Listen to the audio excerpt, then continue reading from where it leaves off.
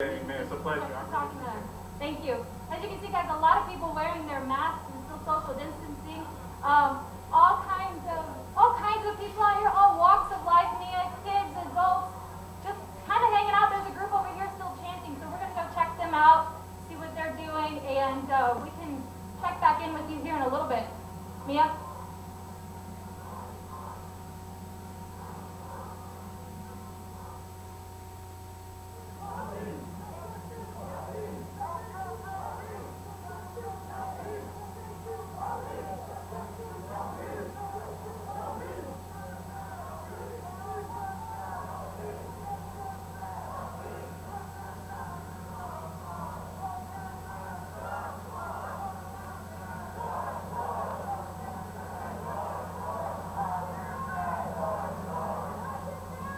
We have stopped actually here on the corner of Walker and Travis. Most of the protesters are moving back towards Discovery Green, but we stopped here at this corner because I don't want to use the word confrontation, it might be a bit strong, but protesters have stopped and gathered right here at this corner. There is a line of police officers. I'm not sure if you can get that vantage point. The roads are closed off. HPD wants all the protesters to move back towards Discovery Green, where all this started. But these protesters are getting in police's faces, chanting. For the most part, it has remained peaceful. We've heard some special language, I would say. And a couple people, just minutes before you came to us, actually got on their knees, started shouting, "Don't shoot," in front of police officers. I spoke to a couple guys on the fringes of this group. They said they really don't have any intentions of making anything violent. They want to keep the peace, but they want to make sure these police officers totally understand their pain and their anger. But again, this is not what police want to see. They want folks to keep going towards Discovery Green. But this crowd here, for the moment, lining up in front of these police officers who want them to continue going.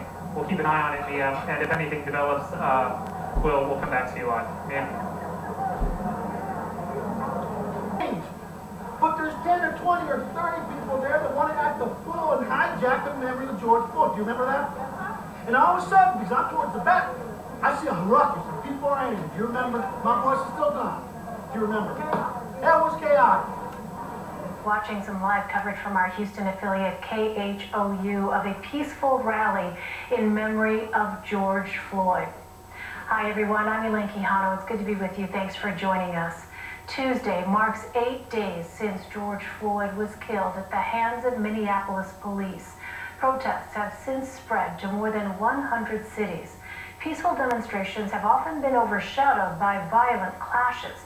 Dozens of states have imposed curfews, and President Trump has threatened to deploy military forces if the unrest continues. Skylar Henry has the latest from Minneapolis. From coast to coast, police are taking a knee, joining protesters calling for justice for George Floyd. The scene was a far cry from the chaos erupting in cities across the country last night. Police used tear gas to break up crowds in Oakland and Philadelphia. In New York City, officials are moving their curfew up to 8 p.m. tonight to combat looting and other criminal acts the city's mayor blamed on small groups. An NYPD sergeant was also struck by a hit-and-run driver in the Bronx. I believe the mayor underestimates the scope of the problem, and I don't think they've used enough police to address the situation. Here in Minnesota, protesters staged a sit-down strike reminiscent of demonstrations that took place in the civil rights era. We're seeing America for what it really is. A lot of people supposed to protect and serve, and they're really just causing pain. In the city where Floyd was killed, demonstrators also held a moment of silence as these artists got to work on another mural in his honor. We're saying with this mural that we're in solidarity with specifically George Floyd and his family, but also more broadly with the African American community. A memorial service for Floyd is scheduled for this Thursday at North Central University in the city. Skylar Henry, CBS News, Minneapolis. CBS News correspondent Janet Shamlian joins me now. She is in Houston, where George Floyd's family took part in a peaceful march and rally. Janet, thanks very much for being with us. Tens of thousands of people were believed to be at that event. What did you see? What was the atmosphere there like? So, having been a Houstonian, Elaine, for many years, I can say that it's nothing that I have ever seen. Early estimates were 20 to 30,000 people would attend this event, which would be an enormous amount for a rally and march from one part of downtown to the other. Estimates coming out now are in the 60,000 range. That's not confirmed, but certainly it was much more than 30,000 people. And they gathered at this park. It was organized by two Houston rap artists along with George Floyd's family. And as the march progressed from this park to City Hall, which is behind me, they were accompanied by the Harris County Sheriff, Sylvester Turner, the Houston Mayor, the Houston Police Chief. There was a large law enforcement presence and an even larger presence of people from, dare I say, every walk of life and nationality and background. And they walked about a half a mile, and then it ended here where we heard speeches from various people. But it was quite the scene, if you can imagine that many people coming to the middle of downtown on a weekday afternoon in Houston in like 80+ degree weather. Right, those pictures, we were just seeing some aerial pictures, Janet. It really is remarkable to see that size of a crowd. You had a chance to actually talk to some of those folks who turned out today. What did they actually tell you about why they wanted to be there? Yeah, so we walked the route from the beginning to here at City Hall, which was really an interesting experience. And as you can imagine, I mean, there wasn't a uniform feeling or belief. There were some people who were very angry and, you know, saying things to the police officers who were there to enforce calm that were not so nice. But I would say, by and large, people were like, look, I need to be a part of this if we want to make a change. And the time is now. We're not going to have a better opportunity. This is the first time that I've seen that there's been enough support behind a movement like this that maybe we can change it for the next generation. I also spoke to a mom with two little girls with her. And she said it was really important for her daughters to see this moment. And the girls were young, so it seemed that they really didn't understand the gravity of what was going on. But we had that diversity of age and of faith and of background and of skin color. Yeah, I mean, Houston is such a diverse city. I don't know if people realize there is, like you said, there is a population there that really reflects many, many different backgrounds from all over the world. So Janet, we have seen some police officers across the nation deal with protesters, but we've also seen some violent clashes. What has the relationship between demonstrators and law enforcement been like there in Houston? So interesting question. We have an African-American mayor, Sylvester Turner, and he hired Art Acevedo, who's Houston Police Chief, Hispanic. And both men have taken some criticism, but have also worked to try to develop a relationship with the community. And I spoke with Art Acevedo last night, the police chief, and he says he believes that's why Houston has not seen some of the large-scale looting and the riots that we've seen in other major U.S. cities. And in fact, as this event started today, some of the speakers said, like, look, if you see people, you know, that are here to make trouble and are not here for this cause, call them out. And the crowd erupted into cheers. And you know, I haven't been everywhere along the route, so I can't say for sure, but it has been fairly peaceful. Now, it's also been daylight hours, but we haven't seen those type of events in the evening that typically have happened in the past week across this country. And George Floyd's family, as we mentioned, took part in this. What kind of impact did that have? So people were very deferential to them. George Floyd's nephew and other family members, I don't know what their relationship is to George Floyd, but he did grow up here. He graduated from high school here. And they led the march. They led the march from the downtown park here to City Hall. And they spoke, and I think people were very careful to sort of embrace them and make sure that they felt, you know, welcomed by this process. At the beginning of the event, one of the organizers asked the crowd gathered, which at that point had to be at least 20,000 people, if they would take a knee for 30 seconds. And just about everybody got down on their knee, and that place went silent. It was stunning, Elaine. Yeah, powerful. Activists spoke to the crowds there too. What was their message, Janet? Whose message? I'm sorry. From the activists who turned out. I mean, you touched on it a moment ago, but what was their overall message to the people who had assembled there in memory of George Floyd? So some similar to that of those who are participating. And in particular, Bun B, who's a rap artist from Houston, I spoke with him just as the event was getting started. And I asked him, in your heart, can this make a change? And his response was, it has to. It has to. Like, this is the time, we're not going to have another opportunity like this when we can galvanize this many people in this many places, not just across the country, but around the world. And so that was the message that he imparted, that we need to do this now. We also need to do it peacefully. And we've got to call out the people who are here for other reasons and not here to promote this cause of racial equality. All right, Janet Shanley in for us. Janet, thank you very much. President Trump has visited a second church in 2 days as nationwide protests continued over George Floyd's death. Protesters returned to the streets of the nation's capital despite heightened security measures across the city. Earlier, demonstrators met the president and First Lady when they visited the St. John Paul II National Shrine. Shortly after, he signed an executive order on international religious freedom. It's a pretty consistent continuum for this president in standing up for religious rights. It was the president's second visit to a religious site in as many days.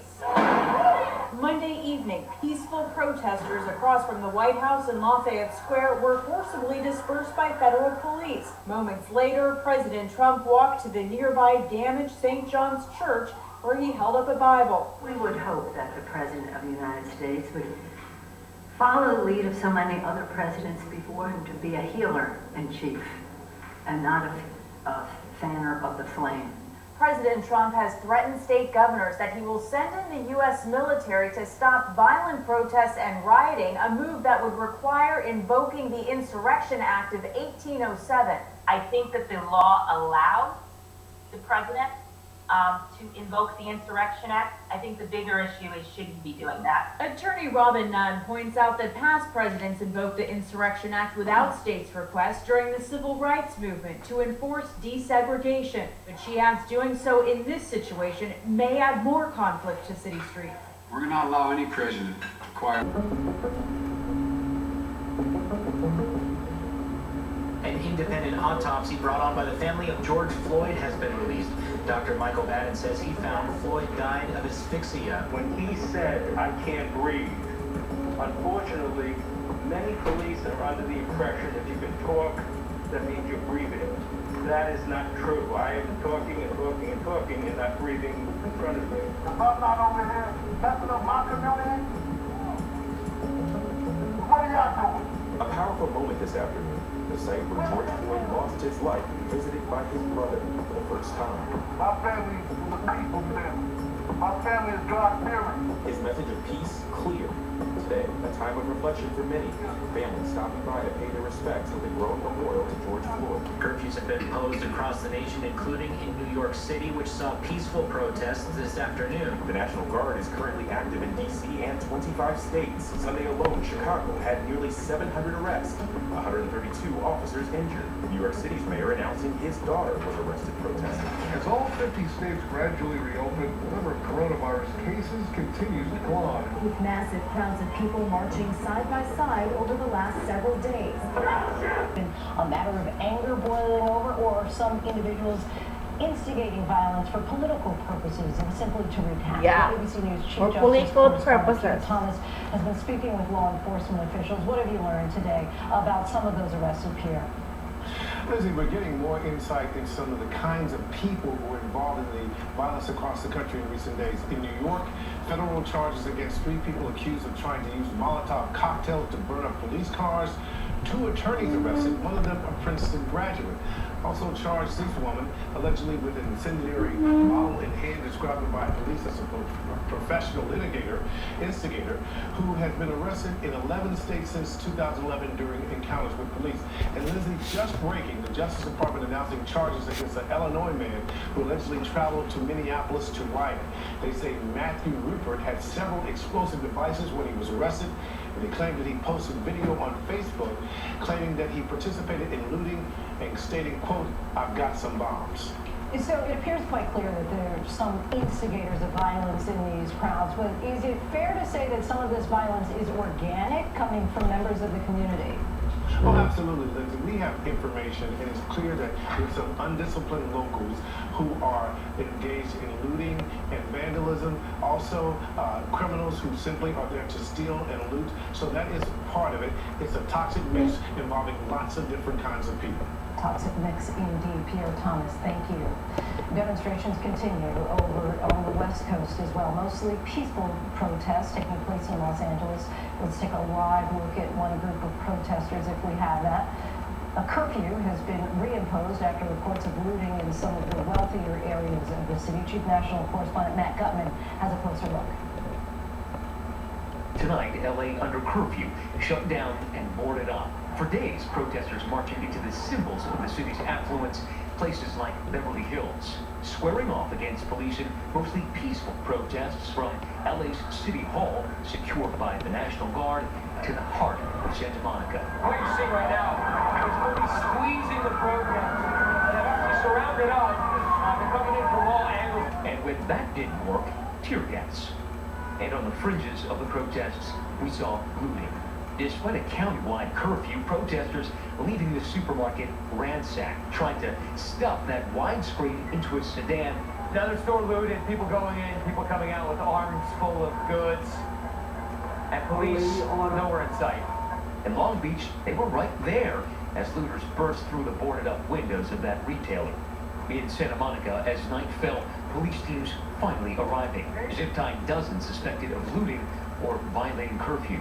There are opportunists who are tracking where peaceful protests are occurring, and they are then going to that city. But the mayhem not drowning out the message. It is about George Floyd dying, but the microcosm is that America has its knee on the minorities' necks every single day. Our thanks to Matt Gutman. And when we come back, coronavirus and protests. The fear tonight that these large gatherings are exactly what could make this pandemic. Here is another live look at protesters right now in Los Angeles. Again, things look peaceful, but a large number of protesters, and it certainly looks to be a diverse group as well, walking down that main thoroughfare there. And these protests are not, they are unique, I should say, not just because of the size and scope, but because they're taking place in the middle of the worst pandemic any of us have ever seen. ABC's Steve Osunsami takes a closer look at protesting in the age of COVID-19. Health authorities are warning people marching in American streets tonight that you probably should self-quarantine when you get home this evening. We are really worried that this might be a trigger for more COVID infections. These demonstrations could be an accelerant and provide the opportunity for there to be more cases. The coronavirus, which is still spreading, is already hitting black and brown communities hardest, and that's who's mostly in the streets. Atlanta's mayor is encouraging testing. If you were out protesting last night, you probably need to go get a COVID test this week. In these 15 states and Puerto Rico, the number of newly reported cases is increasing. Places like Tennessee, South Carolina, and California, where protests are quite large. In Los Angeles County, they've had to close or move coronavirus testing sites because of the chaos. Chicago and Philadelphia have had to shut down food banks that were helping people who the virus has put out of work. All right, our thanks to Steve Osunsami. Let's continue this conversation now and bring in Dr. Todd Ellering, Chief of Infectious Diseases at South Shore Health, and also an ABC News contributor. Dr. Ellering, thanks so much for joining us tonight. Hi, Liz. How dangerous are crowds like what we've been seeing the past few days when it comes to COVID-19?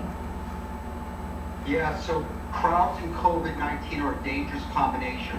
I want you to think of these 4 categories as far as risk of spread of this virus. So people, place, time, and space. So when we're talking about people, large crowds being close together, that's very dangerous. And remember, a lot of these protesters are black Americans, which makes sense, but their risk of dying from COVID-19 is more than twice that of whites. So we have to remember their healths are at risk, and then when they go home to their families and friends, they may be at risk of getting severe illness from this. And then you want to think of place. Now the place is outdoors. That's a good thing. That's a mitigator. But then we have time and space. These protesters are spending hours shoulder to shoulder, face to face. that is going to propagate the virus, and there's a risk of spreading more of these COVID fires. Now remember, many of the protesters are masked, but we're watching the crowd. Masking is uneven. And masking may not work as well when you have people yelling, spitting. The masks are really, it may not be able to hold on to those respiratory droplets, which may aerosolize when you yell. Those are all very good points. If you're set on joining one of these protests, what would you say is the best way to protect yourself? Some advice that you would give to somebody who says, this cause is important enough for me to be out there? Okay, well, first of all, if you have chronic conditions or are elderly, you really have to think twice. It's safer to stay at home and figure out a safer way to protest. But if you are going to get out there, masking is very important, and I would even consider shields, like welder shields, that really protect the eyes as well. Because the mask protects the nose and mouth, but not protecting the eyes. And if you get those infectious droplets into your eyes, that's a way that you could get infected. Hand hygiene is very important as well. Obviously, physical distancing is extremely important, but that's not really, with many of these crowds, that's... And we're taking a live look now. These are the streets of St. Paul, Minnesota. Several hundred protesters who have just walked away from the Minnesota governor's residence, once again walking through the streets of St. Paul, again in the memory of George Floyd. And we go now live to Philadelphia, another American city that has erupted in protest. ABC's Trevor Alt is there. And Trevor, that city is under curfew for another night. Give us a scene setter for what you're observing right now. Sure. So, Lindsay, right now, it appears to be a rare moment of almost calm where we are in Philadelphia, a city that's had been shaken severely over the past several days. You can see the elevated response from the city, National Guard soldiers that are lining this block, and also down the block as well. We're outside of Philadelphia City Hall. After the curfew hit at 6 o'clock tonight, a lot of people here stayed put. They were face-to-face with many of these police, National Guard soldiers for hours today. There were some escalating minor conflicts with police. We saw some arrests that were made, and now the crowd appears to have largely dispersed, at least here, but it doesn't mean the demonstrations are over for the night. We can still see some police officers just a little bit ago that ran to the other side of the block, and also some National Guard vehicles that just deployed, about a half dozen of them that are on the move. So just because this curfew has been instated for the night, these demonstrations are certainly not over. And relatively peaceful there at this moment in the city of brotherly love. But describe for us the unrest. We're seeing in so many of these cities, and like I know you will continue to point out, the overwhelming majority of these demonstrators are acting peacefully, but we are seeing a more aggressive response from the city here tonight. Right, and have you got a chance to talk to any of the residents / protesters and get their take about what they're saying relative to the chaos and destruction? Sure. Well, I can tell you for certain that a lot of the people are devastated by some of the looting that people are seeing over the past several days, especially in West Philadelphia, that really has been ravaged by some of that looting. I know the protesters are still on message, and the vast majority of them feel for the people who are suffering because of the destruction that this city has seen, but they say that they are focused on this larger picture of the message, and that the people who are looting are not representative as a whole. And in fact, that even city leaders, the chief of police, are sympathizing with the message of protesters. Chief Daniel Outlaw said essentially we've been sitting on a powder keg that has burst, but still at the same time you can't downplay the destruction the city has seen too. Just yesterday they responded to 378 fires, 240 plus burglaries too.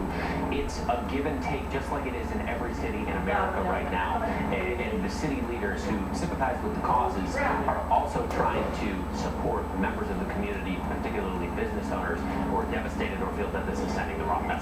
Right, and hopefully the looters will not obscure them. More than what we've seen.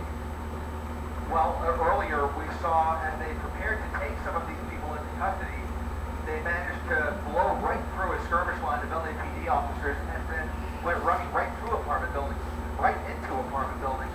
And so that is very concerning, especially considering one of the primary missions here is to not only protect life, but to protect private property and to prevent these looters and criminals from getting into residential neighborhoods. There seems to have been attacking in the last several days to they're setting up a stack here. Some of the looting at commercial businesses. Sorry, go ahead. They're setting up a stack here. They're going in. So something's going on inside this building, and I wonder if that's where the officer is down. They have a legitimate stack going on.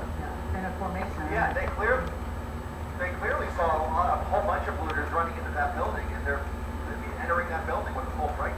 And we need to point out, you see another screen here on your left-hand side. Those are some protesters, from what we understand, that are being arrested. This is Veronica Miracle's camera right now. She just reported from Hollywood. So, as promised, protesters would be arrested if they're out after curfew. That might be what's going on here, but when we have the opportunity, we'll go to Veronica. But we're very concerned about what's happening here on the right-hand side, with that group of police officers getting into a formation and then going in. And I'm wondering if there's an officer that might need help inside of there, or there just might be a lot of people that need to be apprehended inside of there. Well, these are locked, I guess, units, and you see several of the residents kind of on their balconies looking out, maybe up on the top floor looking around. So it's a tense situation for any of those residents inside that building. When you think about you're supposed to be inside and you have a curfew, I think that maybe. Yeah. Look at this. National Guard has somebody down there. National Guard with somebody prone down right behind that building. Okay, so looks like they managed to catch one of them, somebody coming out of the back of the building, and I wonder if some of those other officers maybe have gone through the building as well. It's a rather large building. It's the Cosmo Law is what we're looking at here, right along Cosmo Street, south of Hollywood Boulevard. This is where this is all playing out at the Colanca there. And a dramatic scene indeed. You can see LAPD officers surrounding this neighborhood, as they have been, because this is where the center of that protest originally started. And there were several skirmish lines just a few blocks away from here. That's where these officers are coming from, especially after the National Guard called, I think, verbally screamed for LAPD regarding these looters. Yeah, and obviously we're going to stay looking at these images from you, Chris. We're going to take a quick commercial break, but again, we do know the National Guard, they are here to support the LAPD and all the other jurisdictions in this. See World News Tonight with David Muir. Good evening. It's great to have you with us here on a Monday night, and we begin tonight with the President speaking at the White House just moments ago amid word tonight that active-duty Army military police units from Fort Bragg, North Carolina, are getting ready to be in the Washington, D.C. area tonight. The National Guard, of course, already there, and of course this all comes after a weekend of pain and cries for justice. But of course, some of those demonstrations did take a violent turn, largely after nightfall, some of it right in front of the White House, protesting the death of George Floyd. ABC News now confirming that at one point this weekend, the president was brought to a bunker. Moments ago, the president telling the nation he is the law and order president, that he's also an ally of peaceful protesters. Military vehicles carrying National Guard troops already pulling up outside the White House overnight. The flashpoints across this country again. 5 police cars set on fire. These pictures from Grand Rapids, Michigan. And this is what came close to home for the president. Police in riot gear using tear gas on protesters right across from the White House. Police and protesters have been injured, of course, in these clashes. Among the arrests across the country, 3 people in New York City accused of throwing Molotov cocktails at police cars with officers inside. 2 of those arrested are lawyers. Tonight, 2 officers have been fired in Atlanta after this scene. 2 college students in their car, those officers dragging them out using a stun gun. And tonight, in addition to hearing what the president said moments ago, you will hear the conversation between President Trump and the nation's governors today on the phone. The president accusing them of being weak, telling them to dominate the protesters. One governor telling the president, your words, your rhetoric, not helping. And so we begin with our chief White House correspondent, Jonathan Karl, tonight. Tonight, as military trucks rolled down Pennsylvania Avenue in front of the White House, President Trump addressed the nation from the Rose Garden after more than 24 hours out of public view. I am your president of law and order and an ally of all peaceful protesters. But in recent days, our nation has been gripped by professional anarchists, violent mobs, arsonists, looters, criminals, rioters, Antifa, and others. A number of state and local governments have failed to take necessary action to safeguard their residents. Minutes before the president spoke, military police descended on a crowd of peaceful protesters gathered near the White House, firing flashbang and tear gas into the crowd. Shortly after the president spoke, he walked through that area for a photo op in front of St. John's Church, part of which was set on fire last night. He then held up a Bible and summoned some of his top aides, all of them white, to pose for a picture. It came hours after the president unloaded in a conference call with governors of both parties. He urged them to, quote, dominate violent protesters and rioters. We're strongly looking for arrests. You have to get much tougher. You're going to get overridden and dominate. If you don't dominate, you're wasting your time. They're going to run over you. You're going to look like a bunch of jerks. You have to dominate. And you have to arrest people, and you have to try people. And they have to go to jail for long periods of time. On the call, the Secretary of Defense described America's cities as a, quote, battle space. The sooner that you mass and dominate the battle space, the quicker this dissipates. His voice rising, the president told the governors flat out, most of you are weak, blaming them for letting the violence spiral out of control. It was incredible what happened in the state of Minnesota. They were a laughing stock all over the world. Never seen anything like it, and the whole world was laughing. On the call, Illinois Governor J.B. Pritzker took the president to task over his rhetoric. I've been extraordinarily concerned about the rhetoric that's been used by you. It's been inflammatory, and it's not okay for that officer to joke George Floyd did this. We called out our National Guard and our chief police, but the rhetoric that's coming out of the White House is making it worse. People are feeling real pain out there. Okay, well, thank you very much, JB. I don't like your rhetoric much either, because I watched it with respect to the coronavirus, and I don't like your rhetoric much either. The president in a very tense phone call with governors today. The president saying it's a war in a sense. Let's get right back to John. John, tonight at least one Republican governor pushing back on what the president said on that call today. David, Charlie Baker, the Republican governor of Massachusetts, having some harsh words about what the president said. He said, and I want to quote this, I should be surprised when I hear incendiary words like this from him, but I'm not.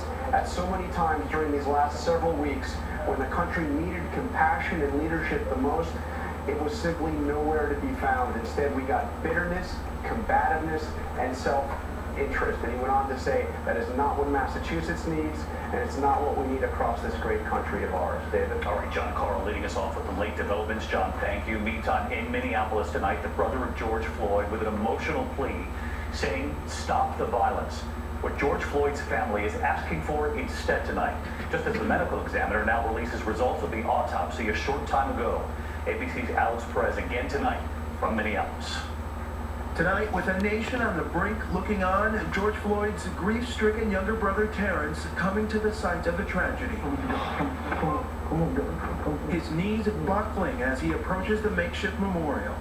Then the anguish on the spot where his brother took his last breath. Then dropping to the street, tearfully speaking to him. I need you and Pops to watch over me. I know you got me. I'm first.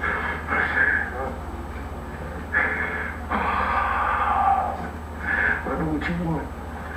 Terrence turning to those around him for strength, then passionately addressing the crowd, demanding the violence stop. I understand y'all upset. But like it was already said, I doubt y'all half as upset as I am.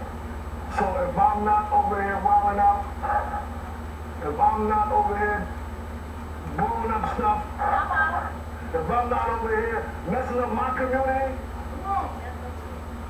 then what are y'all doing? What are y'all doing? Y'all doing nothing. Because that's not going to bring my brother back at all. My family is a peaceful family. My family is God-fearing. Encouraging people to make their voice matter and vote. Not just vote for the president, vote for the preliminaries, vote for everybody.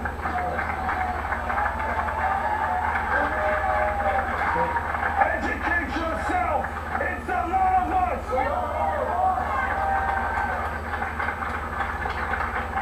And we still going to do this peacefully. The younger Floyd pressing for people to keep protesting. He wants anger, he says, but anger that can make change. He also wants those 3 other officers who were involved to be charged with murder.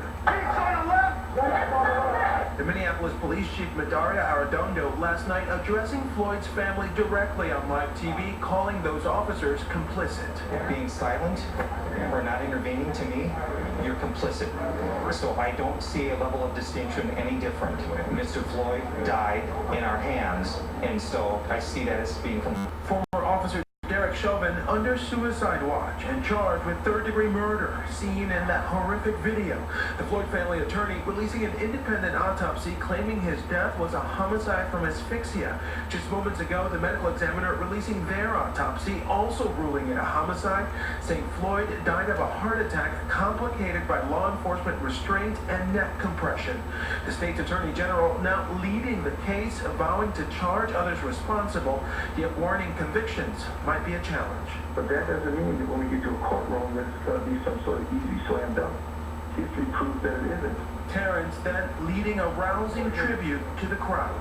What's his name? George! What's his name? George! Before leaving, seeking out a white protester in order to show a powerful moment of unity.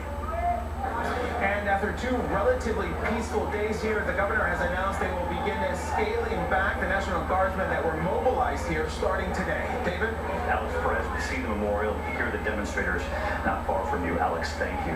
Protests already tonight underway in New York, Pittsburgh, Philadelphia, Denver, and elsewhere in this country. And here in New York City tonight, where tension has been growing in the overnight hours for several days now, there is now a curfew in place at 11 p.m. tonight. The NYPD is now doubling its force. Again tonight, Stephanie Ramos here in New York. Tonight, protesters filling the streets of New York as the city announces a new curfew at 11 o'clock. After a night of looting, the number of police officers doubled. For days, though, thousands have peacefully protested in 140 cities over the death of George Floyd. But this weekend, rage and pain in America. From coast to coast, a weekend of violent clashes. Police unloading pepper spray on protesters at close range in Portland, Oregon. Using tear gas to hold back crowds in North Carolina. Demonstrations turning violent. Others taking advantage of the chaos, looting in major cities like Boston and Philadelphia. In the nation's capital, smoke seen near the White House. Police firing tear gas as people set cars and buildings on fire. The National Guard activated in 25 states and Washington, D.C. But despite the flashes of violence and destruction, demonstrators determined to stay focused and have their message heard. Because it should be peace. Come in peace. Say what you have to do.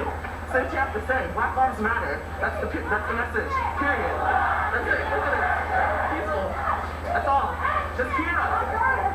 George Floyd! I can't watch no more of this. I'm sorry, but if I see one more name of another brother, then I'm gonna lose it. I'm really gonna lose my mind. Demonstrators shutting down the Manhattan Bridge, holding a moment of silence in Times Square for George Floyd. Oh my God.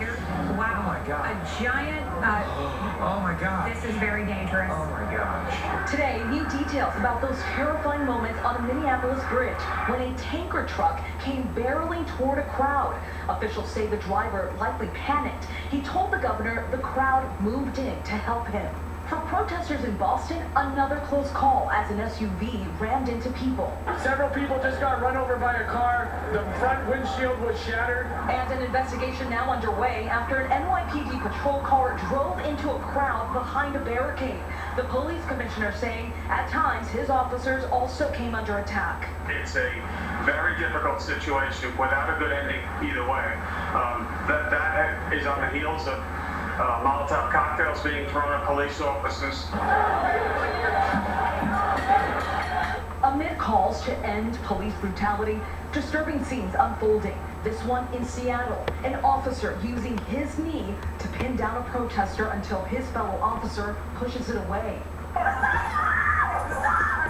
Police in Atlanta firing the 2 officers seen smashing the windows of this car, tasing the college students inside, then violently dragging them out. And in New York, outrage over the use of force. This woman taken to the hospital after being shoved to the ground. The mayor calling for another officer who pulled a gun on a group of protesters to be fired. Any officer who should not be wearing that uniform needs to get off this force. And David, police here in New York City believe there are a number of outside groups that are infiltrating peaceful protests. And I can tell you, just a few moments ago, things were really tense here with demonstrators facing off off with NYPD officers demanding they take a knee and demanding justice. David. Stephanie Ramos with the scene right behind her. The protests here in New York tonight. Stephanie, thank you. Now to the state emergency in Los Angeles tonight. Curfews are back in place there as well, as we now learn new information about some of the people in those crowds taking advantage of this moment. Here's ABC's Matt Guffin now. Tonight, LA under curfew, shut down and boarded up. For days, protesters marching into the symbols of the city's affluence, places like Beverly Hills, squaring off against police in mostly peaceful protests from LA's City Hall, secured by the National Guard, to the heart of Santa Monica. What you see right now is police squeezing the protesters. They've actually surrounded us. They're coming in from all angles. And when that didn't work, tear gas. And on the fringes of the protests, we saw looting. Despite a countywide curfew, protesters leaving the supermarket ransacked, trying to stuff that widescreen into a sedan. Another store looted, people going in, people coming out with arms full of goods, and police nowhere in sight. In Long Beach, they were right there as looters burst through the boarded-up windows of that retailer. In Santa Monica, as night fell, police teams finally arriving, zip-tying dozens suspected of looting or violating curfews. There are opportunists who are tracking where peaceful protests are occurring, and they are then going to that city. But the mayhem not drowning out the message. It is about George Floyd dying, but the microcosm is that America has its knee on the minorities' necks every single day. And David, still an active but peaceful situation here. Over 1,500 people, however, have been arrested in Los Angeles over the past 48 hours or so. And that curfew, like in so many other cities, extended here in the county to the end of the week. David, you get the live pictures right there from Los Angeles tonight. Matt, thanks to you as well. Big and small on Sunday. The vandals just broke in, stole a cash machine, stole 2 cases of wine. Today, the owner of Heroic Italian Restaurant opened for business despite his losses and damages. He said the people who hit his store had a plan. Jeffrey shared cell phone video that shows them in action. They're very well organized. They came down with duffel bags, SUVs. They went from shop to shop. They went in, they cleared out the duffel bags full. They got empty duffel bags. New SUV would pull up. It was very, very impressive, actually, to be honest. Santa Monica police said they arrested over 400 people last night. Charges included looting, violation of curfew, burglary, and assault. The vast majority, 95% they say, were not. Some breaking news. We just wrapped up